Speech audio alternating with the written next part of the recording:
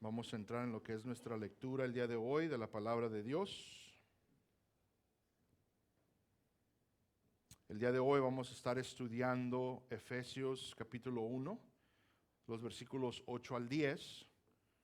Los voy a leer y después entramos en oración y después vamos a entrar a leer en contexto como hemos estado acostumbrando esta oración que es bastante larga, del 3 al 14. Pero voy a leer Efesios capítulo 1, versículos 8 al 10. La palabra de Dios dice de la siguiente manera: que ha hecho abundar para con nosotros en toda sabiduría y discernimiento. Nos dio a conocer el misterio de su voluntad, según el beneplácito que se propuso en él, con miras a una buena administración en el cumplimiento de los tiempos, es decir, de reunir todas las cosas en Cristo, tanto las que están en los cielos como las que están en la tierra. Oremos. Santísimo Padre, venimos delante de ti el día de hoy una vez más agradecidos, Señor.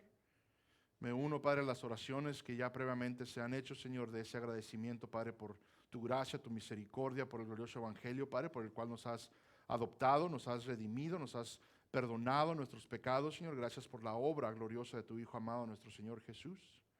Gracias te damos porque por medio de tu Santo Espíritu sigues obrando en cada uno de nosotros, Señor, tu perfecta voluntad. Pedimos, Señor, que en esa voluntad, ese deseo, Señor, nosotros sigamos siendo transformados más y más a la semejanza de tu Hijo amado, nuestro Señor Jesús. Que en nosotros, Señor, remuevas todo aquello que no te place, Padre Santo. Todo aquello que en nuestro corazón tenemos, Señor, que no es de tu agrado.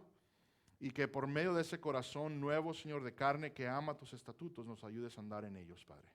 Nos ayudes a andar en esas obras gloriosas, Padre, esas obras buenas, a las cuales tú decidiste anduviéramos en ellas, Padre, estando en ti, Señor. Ayúdanos a ser obedientes, Padre.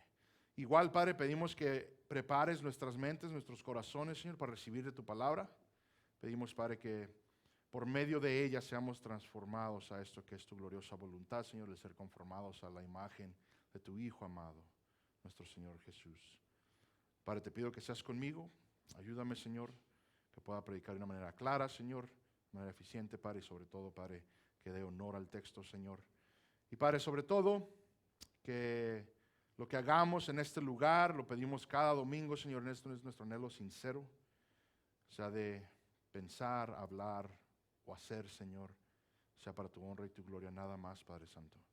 Que tu nombre sea enaltecido, que tu nombre sea alabado, que seas honrado y glorificado como te es merecido, porque eres Dios creador de todas las cosas.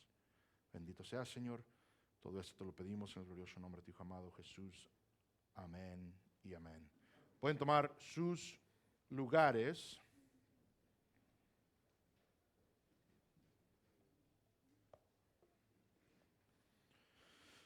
Bueno, hermanos, el día de hoy mi esperanza es poder ir un poco rápido. Espero sea un mensaje corto y a la vez claro.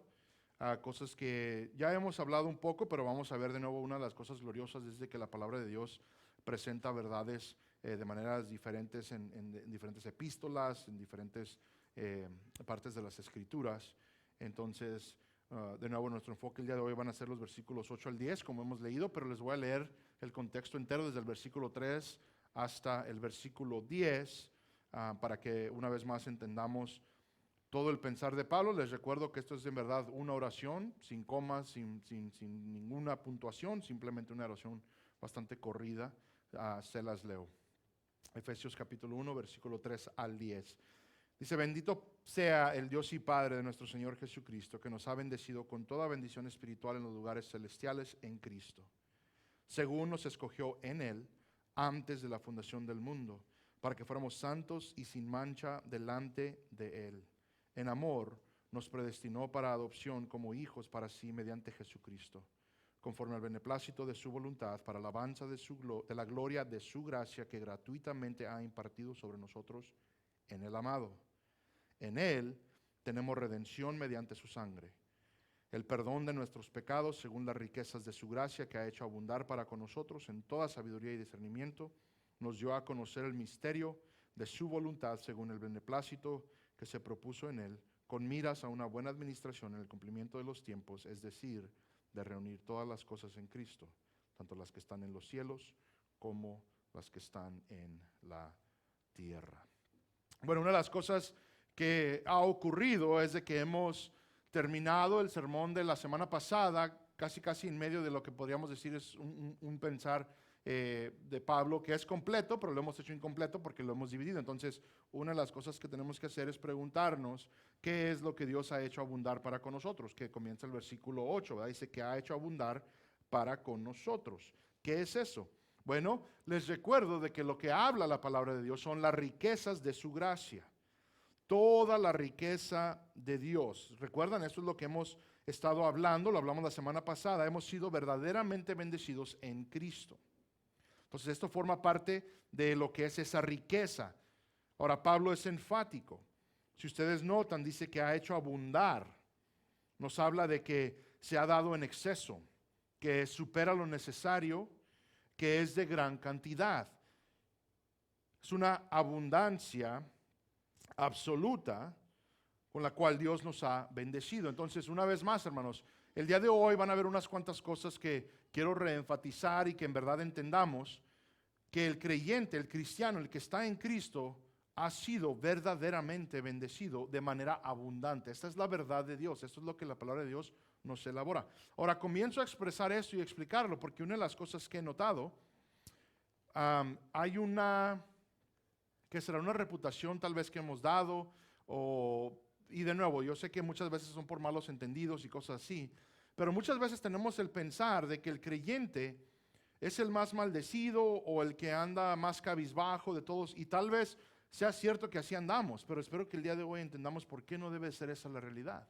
La palabra de Dios habla de que hemos sido bendecidos. Ahora, muchas veces lo que ocurre es de que nosotros tomamos cosas materiales, cosas de este mundo, y a eso le damos prioridad. Pero lo que Pablo quiere es asegurarnos que entendamos verdades espirituales, verdades que se han llevado a cabo en la obra de Cristo para todo creyente. Y ahorita vamos a ver cómo todo esto empieza a afectar nuestra vida y cómo debemos nosotros conducirnos en esta vida mientras como nos dice Pedro, somos peregrinos, ¿verdad? Que vamos solo de paso. Pero una de las cosas muy importantes que tenemos que enfocarnos es en esta bendición abundante que hemos recibido en Cristo Jesús. Ahora, cuando consideramos esto, entonces nuestro enfoque va a llevarnos inmediatamente a entender, a saber que el perdón que tenemos en Cristo es inagotable, porque acuérdense que ese es en el contexto en el que estamos. Hemos recibido el perdón de nuestros pecados. ¿Se acuerdan? Hemos sido adoptados como hijos y hemos recibido el perdón de nuestros pecados. En Romanos 5, 20 al 21 le dio lo siguiente: y la ley se introdujo para que abundara la transgresión, pero donde el pecado abundó, sobreabundó la gracia, para que así como el pecado reinó en la muerte, así también la gracia reine por medio de la justicia para vida eterna mediante Jesucristo nuestro Señor. Siempre se va a hacer una comparación entre estas dos polaridades, podemos decir, lo que viene siendo la ley y el pecado, y la gracia y el perdón en la salvación. El punto es este, hermanos. Nadie, absolutamente nadie, es demasiado malvado o pecador para que la gracia de Dios no le sea suficiente. No hay nadie que haya vivido o que vaya a vivir que sea tan malo que la redención de Cristo no pueda ser suficiente para él. Una de las cosas que hablábamos esta mañana en nuestro estudio de la escuela dominical fue acerca de eso, ¿no? De la suficiencia de las Escrituras, que son suficientes para salvar. Y otro ingrediente que le podemos agregar a ello es de que son suficientes para salvar a cualquier persona. A cualquier persona. Muchas veces se puede llegar a concluir, me ha tocado escuchar que hay personas que literalmente me han dicho: yo no soy digno de salvación. Y la verdad bíblica es de que nadie lo éramos. Pero en Cristo encontramos esa salvación. Por eso todo esto se trata de Cristo.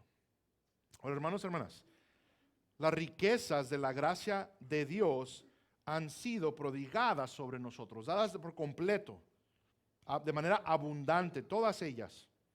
Pablo dice, con toda sabiduría y discernimiento. Ahora, esta frase también es un poco debatida en el sentido, de nuevo, a qué es a lo que se refiere. Pero igual, como lo vimos la semana pasada, cualquiera de los dos conceptos funcionan bíblicamente, les presento los dos. Hay personas que dicen que con toda sabiduría y discernimiento fuimos bendecidos. Esto significa que esto se calculó, que fue intencional, algo intencionado, fue algo bueno para Dios. Ahora, esta era la forma en que las cosas debían haber ocurrido, y así sucedió. Ahora, si argumentamos que pertenece al siguiente versículo, entonces podemos ver que hemos sido bendecidos con detalles secretos que ahora se han dado a conocer a todos. De cualquier manera, de cualquier lado de la moneda o cualquier manera que tratemos de trastornar esto o voltearlo, la idea sería de que todo esto fue intencional, con toda sabiduría y discernimiento. Versículo 9, para que más o menos conectemos todo, ¿okay? Aquí vamos a ver esto si pertenece a este versículo. Nos dio a conocer el misterio de su voluntad. Entonces sería de que con toda sabiduría y discernimiento nos dio a conocer el misterio de su voluntad según el beneplácito que se propuso en él. Pablo nos está diciendo a los cristianos que Dios nos ha dejado enterarnos de un gran misterio, algo que antes no se conocía profundamente. No es un misterio en el sentido de que no se podía entender, sino que en tiempos anteriores estaba oculto. No se entendió completamente hasta ahora que Cristo ha venido.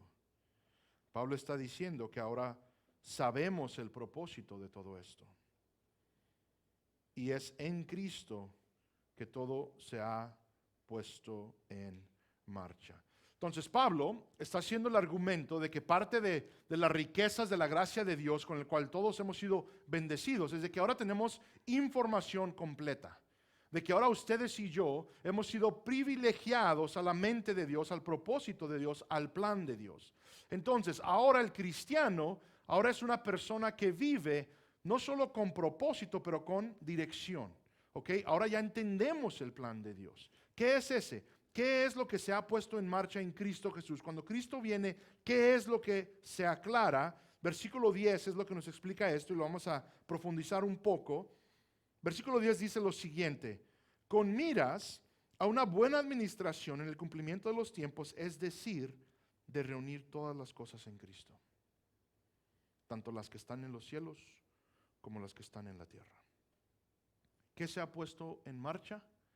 La unidad de la cual hemos hablado tanto, la unidad en Cristo. Pablo está aclarando que cuando todo esté dicho y hecho, el propósito de Dios se cumplirá. Al final de la era, cuando ha llegado el cumplimiento de los tiempos, es decir, el tiempo señalado, lo que Dios se ha propuesto sin duda se cumplirá. Ese propósito es que todas las cosas estén unidas. Es decir, tal y como se pretendía originalmente. Les recuerdo, hermanos, y siempre, esta es una área que me apasiona bastante porque es un área que se ha perdido en el cristianismo, es un área que no se ha enfocado en lo que es la iglesia, no se ha enfocado en lo que son las verdades de la Biblia.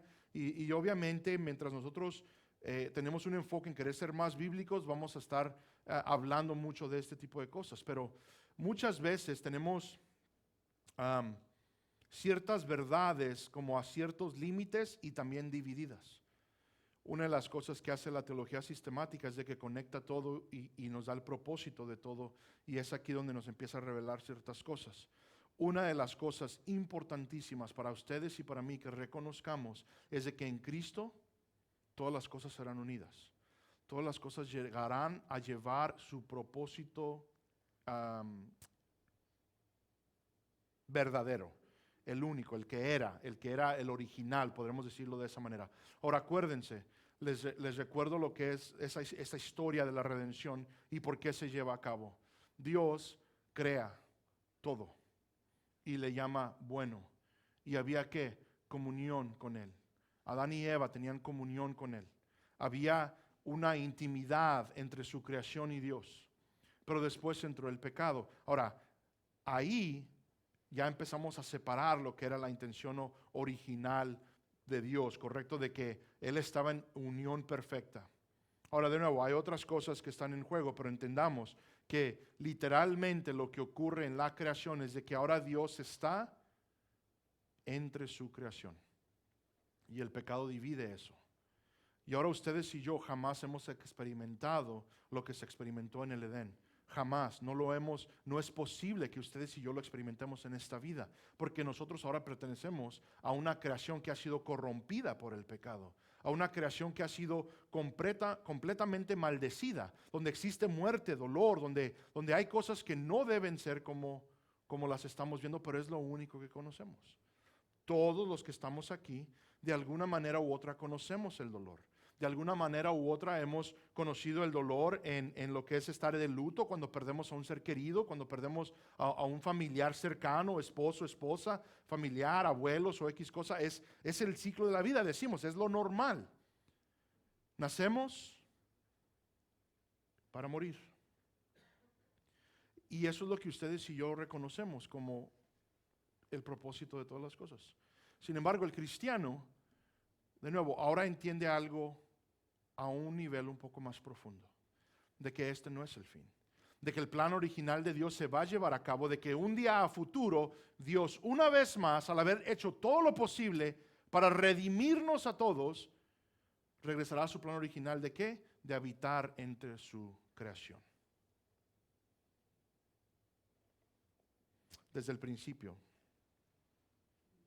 para que Dios fuera glorificado en lo sumo, nuestra salvación estaba en la mente de Dios. Pablo lo que nos menciona es de que ahora sabemos de que un pueblo redimido va a disfrutar de Dios para siempre en su plena gloria. Y todo tiene que ver con Cristo. La creación, la redención, la restauración tienen que ver con Cristo nuestro Señor. Todo está pegado a Él, alrededor de Él, todo gira alrededor de nuestro Señor Jesucristo. Hay una cita un poco extendida que disfruté con respecto a todo esto cuando estaba estudiando. Esto es de Alexander MacLaren. Él era un ministro bautista escocés de alrededor del siglo XIX. Predicó lo siguiente y cito. Dice, el gran objetivo de esa divina voluntad soberana originada en sí mismo, llena de bondad amorosa para con el mundo, es manifestar a todos los hombres lo que Dios es, para que todos los hombres puedan conocerle por lo que es, y así ser atraídos de nuevo y agrupados en unidad pacífica alrededor de su Hijo, Jesucristo. Esa es la intención, que está en lo más profundo del corazón divino, el deseo que Dios más tiene para cada uno de nosotros. Ahí está la filosofía de la historia, y es un verdadero instinto el que hace de la cuna de Belén el eje en torno al cual gira la cronología del mundo. Porque lo más profundo acerca de todas las edades, en el otro lado de ellas, es que son antes de Cristo. Y el hecho formativo para todas las edades después es que son anno Domini. Entiendo que lo que el apóstol quiere decir aquí es que el propósito de Dios que hemos visto, así como soberano, originado por sí mismo, teniendo como gran fin la comunicación a todas sus criaturas del conocimiento de sí mismo, y corriendo a través de los siglos y uniéndolas en una unidad, alcanza su completo cumplimiento en la cuna y la cruz y el trono de Jesucristo nuestro Señor. Él cumple la intención divina. Existe esa única vida, y solo en esa vida de la humanidad tienes un carácter que está en completa simpatía con la mente divina, que está en plena posesión de la verdad divina y que nunca diverge ni se desvía ni siquiera un pelo de la voluntad divina, que es el exponente completo y perfecto para el hombre y del corazón y el carácter divino, y que Cristo es el cumplimiento de todo lo que Dios deseaba en las profundidades de la eternidad y en los abismos de su ser. ¿Quería Él que los hombres lo conocieran? Cristo lo ha declarado. ¿Quería Él que los hombres volvieran a Él? Cristo, levantado en la cruz, atrae a todos los hombres hacia Él. Era según el beneplácito de su voluntad que los hombres alcanzaríamos la adopción de hijos. Por medio de ese hijo, nosotros también nos hicimos hijos. Era el propósito de su voluntad que obtuviéramos una herencia. La obtenemos en Jesucristo, siendo herederos de Dios y coherederos con Cristo. Todo lo que Dios quiso hacer está hecho. Y cuando miramos por un lado hacia ese propósito infinito y por el otro hacia la cruz, oímos de aquel que moría, consumado es. El propósito de los siglos se ha cumplido en Jesucristo. Cierro comillas. Lo que nos explica este predicador, lo que nos explica Pablo, lo que literalmente está él dándonos a conocer en estos dos versículos, es de que el propósito de Dios se lleva a cabo en Cristo. Nuestro Dios Todopoderoso lo ha hecho. Sucederá. Absolutamente nada puede detener lo que Dios se ha propuesto y hecho en Cristo nuestro Señor. Ahora, hermanos, esta es una verdad simple, una verdad clara. Conocemos a nuestro Dios, quien es soberano. Conocemos a nuestro Dios que hemos repasado vez tras vez. Lo vimos en Hechos, lo vemos en Job, en los Salmos, de que nada le puede estorbar, de que Él llevará a cabo su propósito. Sin embargo, vivimos como si esto no fuera verdad. Vivimos con la duda, vivimos con un pensar de que las cosas están fuera de control, de que nosotros ahora hemos sido abandonados o cualquier cosa. Entonces, el día de hoy lo que me gustaría enfocarme simplemente es ¿cuál debe ser nuestra respuesta? ¿Qué es la respuesta adecuada para el creyente al entender de que su Dios, su Redentor, su Padre, ha llevado a cabo lo que se ha planeado desde el inicio? ¿Qué debe ser nuestra respuesta? Ahora, Dios nos ha dado acceso al conocimiento en Cristo, al conocimiento de cómo se va a desarrollar todo esto.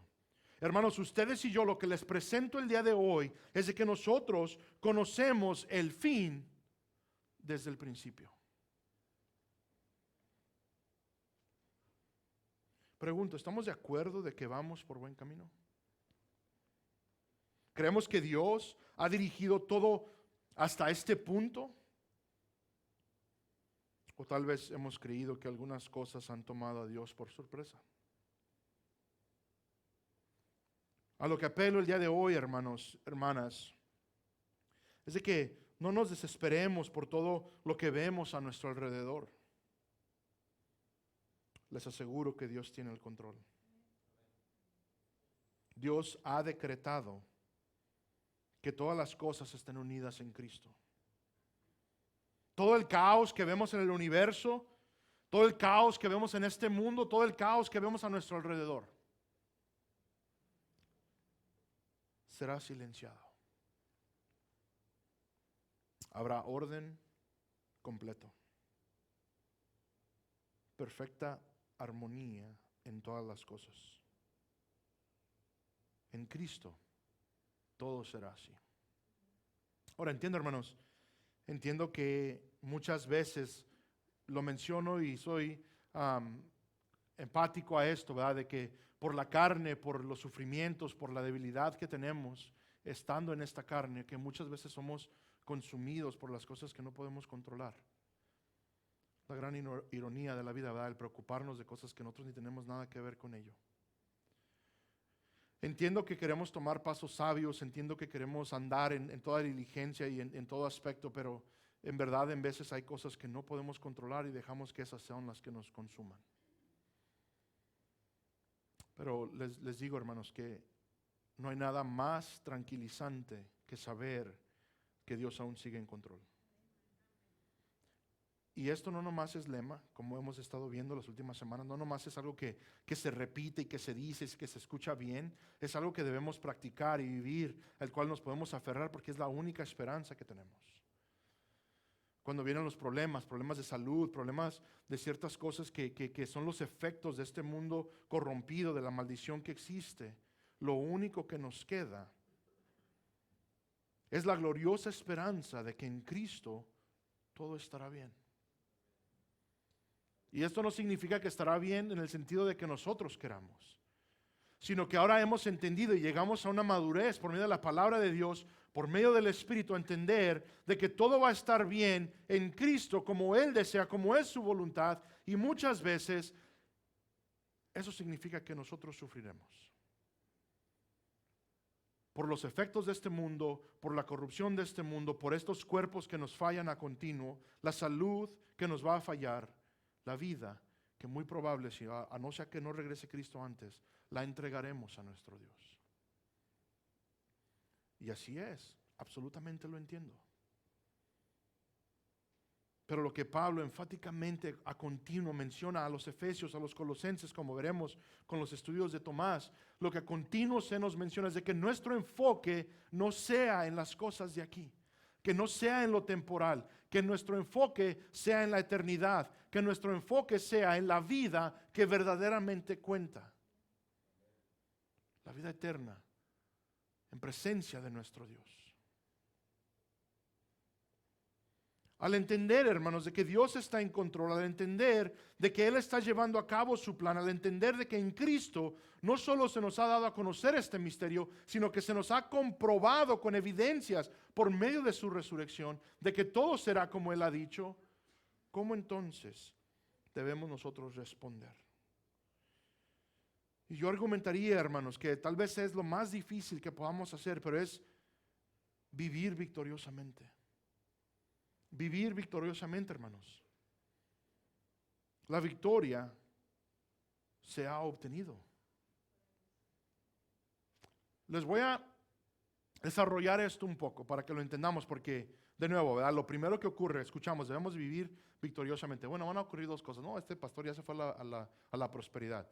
Escúchenme, por favor, nomás. Acuérdense que hay una prosperidad bíblica, vamos a enfocarnos en eso. Pero la otra cosa que puede ocurrir es decir, ¿en qué victoria voy a vivir? Traigo problemas de esto, dolencias acá, me ha pasado esto y aquello. ¿De qué victoria habla el pastor? ¿De qué victoria nos habla la Biblia?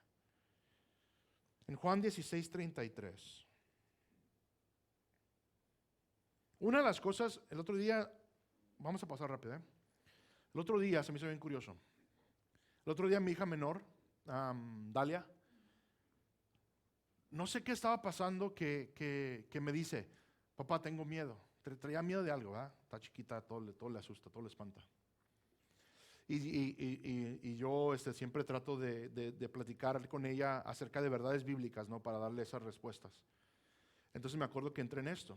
Y le dije yo a Dalia, le dije, ¿sabes qué? Le dije, Dalia, le dije, ¿sabes qué es la frase que más se repite en toda la Biblia?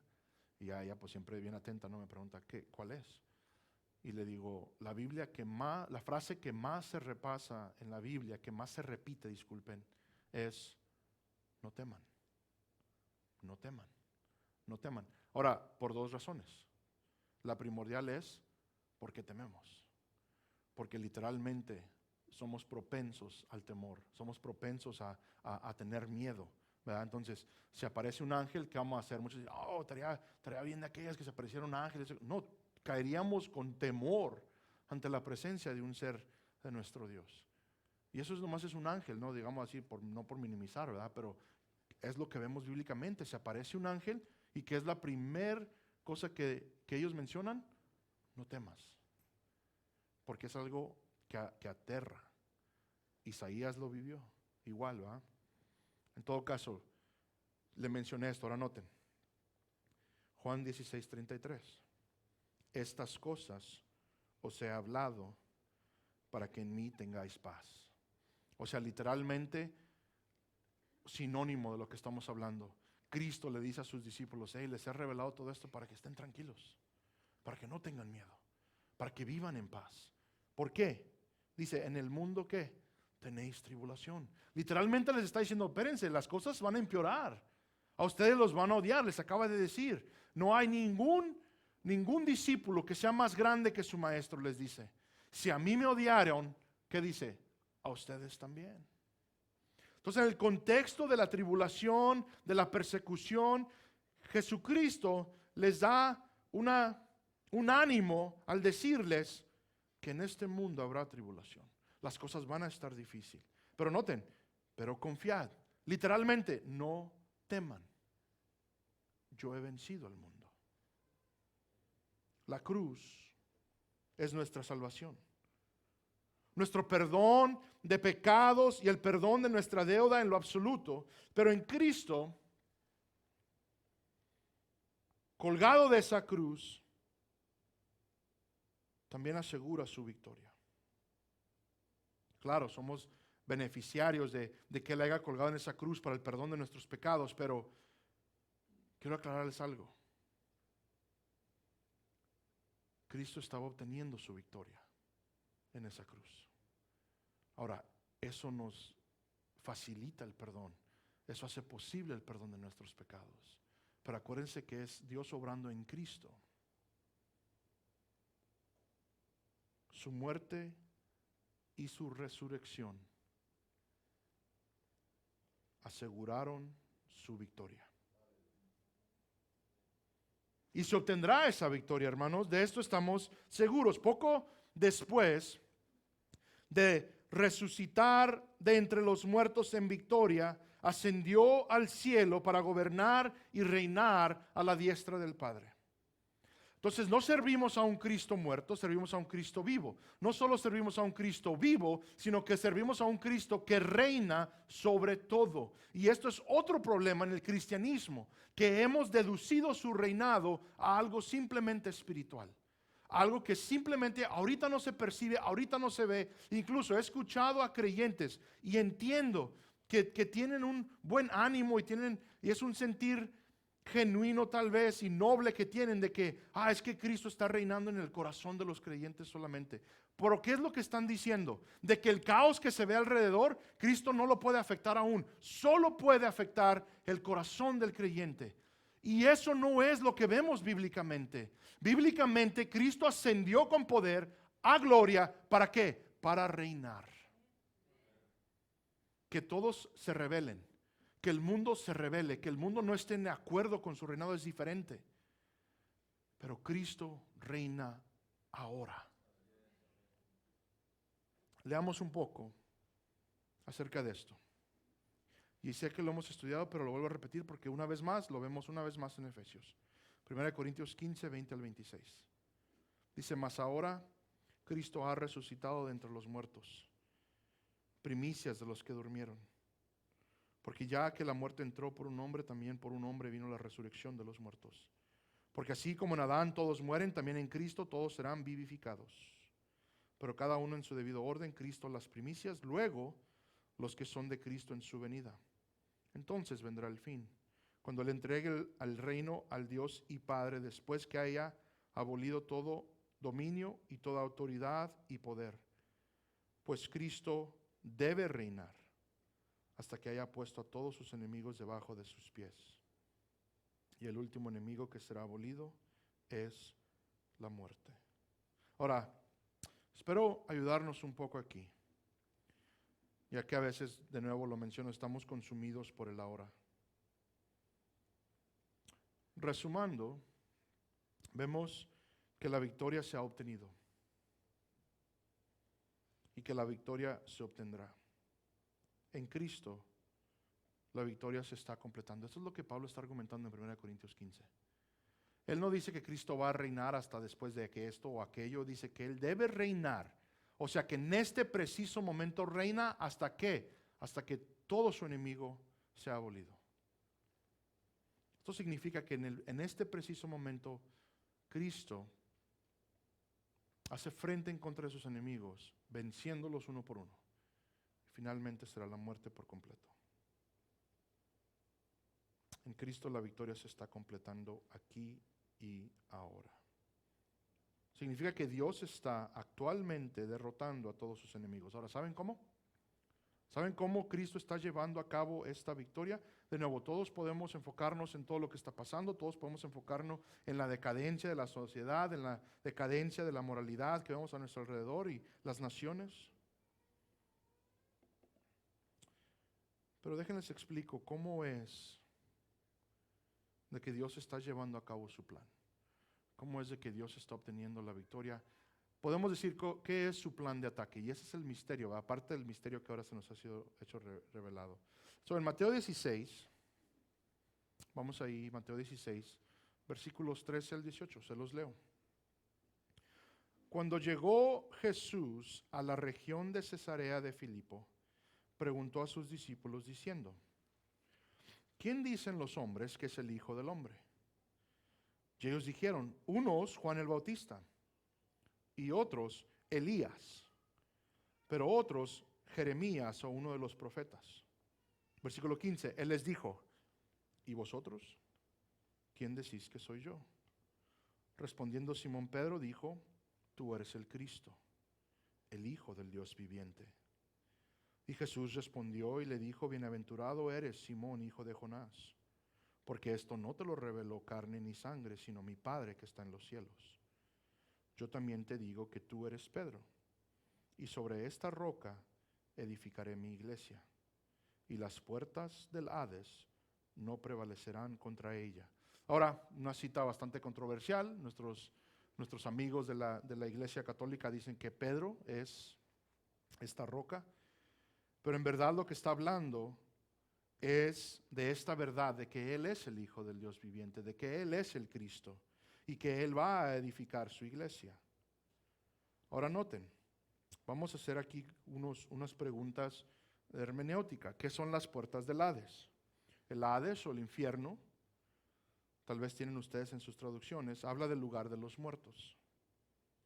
Las puertas nos hablan del punto más débil de una ciudad fortificada. Cuando un ataque ocurría, cuando se hacía frente a una ciudad, lo primero que se atacaba eran las puertas. Entonces, en verdad, las defensas de la ciudad se basaban en las puertas de la ciudad. Ahora, entendiendo esto, las palabras de Cristo nos indican varias cosas. El punto primordial, que no se nos pierda, es de que la muerte no puede contra Cristo. Okay, ese es el punto. Cuando habla de que las puertas del Hades no prevalecerán en contra de su iglesia. El Hades es quien ahora sufre ataque. Está a la defensiva. ¿Por qué? Porque el poder de la muerte ha sido vencido. Antes de Cristo, la muerte sostenía sin dejar ir. Ahora Cristo resucitado, ahora ha arrebatado todo lo que a Él le pertenece. Y ahora, a pesar de que la muerte nos pueda tocar a ustedes y a mí, en Cristo tendremos vida eterna. El poder de la muerte ha sido vencido. Ahora, Cristo nos indica que sus puertas, las puertas del Hades, no van a prevalecer. ¿En contra de quién? En contra de la iglesia establecida por Cristo. Lo hemos leído antes, hermanos, se los leo una vez más. De nuevo, porque este es un enfoque que se ha perdido. Romanos 16:20, en sus saludos finales a la iglesia en Roma, Pablo escribe lo siguiente: y el Dios de paz aplastará pronto a Satanás. ¿Debajo de quién? De vuestros pies. ¿De quién? De la iglesia en Roma. A ellos les está escribiendo: la gracia de nuestro Señor Jesucristo sea con vosotros. A través de la iglesia. ¿Cómo vivimos en victoria? ¿Cómo es de que el cristiano debe vivir en victoria? Déjenles aclarar, hermanos. A la iglesia se le ha encomendado la tarea de exhibir la victoria de Cristo al proclamar esa victoria. Ahora, ¿qué es? Más específicamente, de que el reino de Dios avanza a través de la predicación fiel de la obra de Cristo, del Evangelio, de su muerte y su resurrección. Y lo que Cristo ha prometido es de que las puertas del Hades no pueden hacer nada en contra de esto. Y hermanos, nuestra salvación es evidencia de todo esto. Oro para que esto sea tan claro para nosotros, que podamos vivir victoriosamente. Ahora, debido al propósito de Dios, hemos sido elegidos y predestinados a la adopción como hijos. Hemos sido hechos santos e irreprensibles delante de Él. Tenemos redención a través de su sangre. Tenemos el perdón completo de nuestros pecados, de todos nuestros pecados. Y ahora tenemos unidad con Cristo, tal y como Él se propuso. Y esto es aquí y ahora. Esto es una reversión completa de todo lo que teníamos en nuestro pecado, hermanos. Noten todo lo que Dios ha hecho. La maldición completamente trastornada. Todo punto de esa maldición revertida a su propósito original en Cristo Jesús. Perdón de pecados, adopción como hijos, coherederos con Cristo, una unidad con Cristo, de todo a todo en Cristo. Nuestra salvación, hermanos, de que tú seas salvo el día de hoy, de que tú estés convencido de la esperanza eterna en Cristo Jesús, nos es evidencia de que Cristo es vencedor. Ahora, hermanos, Bertín cada domingo menciona todos los que se unirán, los que aún no conocemos, vendrán más a unirse a Cristo, a unirse a este cuerpo. Y no hablo a esta iglesia local, sino al cuerpo de Cristo, la iglesia universal. Vendrán más. Tenemos que ir a buscarlos. Ahora, desgraciadamente, hermanos, lo pensamos mucho. La oposición puede parecer demasiado, pero no es así. Lo que Dios se ha propuesto se cumplirá, hermanos. Este es el punto. Eso es lo que quiero yo enfatizar el día de hoy. Quien Él ha escogido, los que ha escogido y predestinado a adopción, vendrán. Los predestinados a la adopción serán hijos. Dios ha hablado a través de su palabra y el mensaje es claro. Él unirá todas las cosas en Cristo Jesús. Algunos de nosotros hoy podemos vivir derrotados o tener momentos de desesperación, momentos de debilidad. Pero como lo he mencionado, es predicarnos estas verdades. Miren, hermanos, han pasado varias cosas conmigo, ¿verdad? Lo voy a usar de ejemplo personal. Ustedes saben, estoy teniendo ahorita problemas que todavía no averiguan, problemas de corazón, que literalmente es un recordatorio de mi mortalidad. Literalmente siempre que me ocurre, y me ocurre varias veces al día, ¿no? Y una de las cosas que si no tenemos cuidado, unas cosas como tal, es entrar en desesperación. Entrar en desesperación de que uno tiene un anhelo de vivir larga vida, de que uno tiene un anhelo de ver a sus hijos crecer, tal vez casarse o X cosa, ¿verdad? Cualquier anhelo que tengamos. Entran las preocupaciones, entran qué va a pasar con mi esposa, qué va a pasar con la casa, todo esto. Lo entiendo, en la humanidad estas son cosas normales. Lo entiendo. Pero tengo yo que tener cuidado de que no me consuma. Tengo yo que tener cuidado de que ese recordatorio simplemente es que hay victoria en Cristo. De que el momento que yo cierre mis ojos, la esperanza, como menciona 1 de Pedro 3, es de que yo los voy a abrir en presencia gloriosa de Dios y el Padre. Y se los he dicho y se los vuelvo a decir y no les ofendo, ahí quédense ustedes, ya no me importa. En nuestra carne nos preocupamos. Y créanme, hermanos, que lo siento, créanme que es algo que me ocurre porque literalmente estos episodios me pasan todo el día, a diferentes horas del día, y me pongo a pensar, bueno, este ya va a ser el último. Por gracia de Dios aquí sigo terco, ¿eh? Pero igual como yo les digo, lo tengo que practicar conmigo mismo, me tengo que predicar de que Dios está en control, de que mis días están enumerados, de que yo no puedo hacer nada para alargarlos, no puedo hacer nada yo para decirle a Dios, espérate, todavía no. Mis días desde que yo nací, incluso desde antes de la fundación del mundo, nos dicen los salmistas, ¿va? Que ya están enumerados mis días. Entonces, ¿qué voy a hacer? Voy a pasar mi vida, dejar el pastorado, dejarlos a todos ustedes para ir y enfocarme en mi condición que tal vez pueda causarme la muerte y enfocarme en eso y deprimirme y que todo sea, toda mi energía y mis recursos sean enfocados en ello. No, claro, vamos a vivir de manera prudente, absolutamente. También piadosamente, ¿va? Pero con prudencia. No quiere decir también que después digo, pues no me voy a poner el cinturón porque Dios se encarga. Claro que no, ¿verdad? Vamos a vivir con prudencia. Pero mi punto es de que mi enfoque, la predicación que me tengo que dar yo a mí mismo es de que Dios está en control, de Él es la victoria y hay trabajo que hacer. Que Él dicte todo lo demás. Todo lo demás que Él lo dicte. Anímate. Porque a pesar de cómo nos sintamos o de cómo creamos que esté el mundo o la sociedad o cualquier cosa, Dios aún gana. Ahora puede parecer que las cosas están desmoronando, la muerte y la destrucción nos rodean, tal vez a algunos un poquito más que a otros, y muy probable nos alcancen. Pero de nuevo, la realidad es de que Dios está llevando a cabo su plan y lo va a realizar. Su plan divino se cumplirá. Hermanos, este es mi argumento el día de hoy. Para que salgamos, si Dios permite, con paz.